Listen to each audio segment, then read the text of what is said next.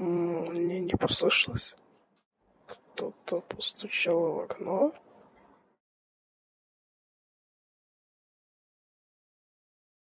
Наверное, показалось.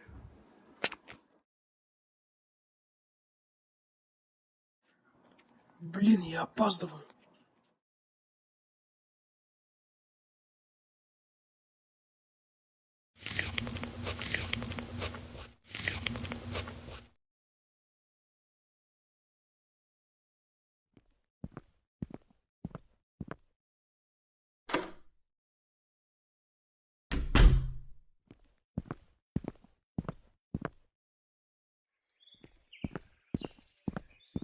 Ой, Никит, привет.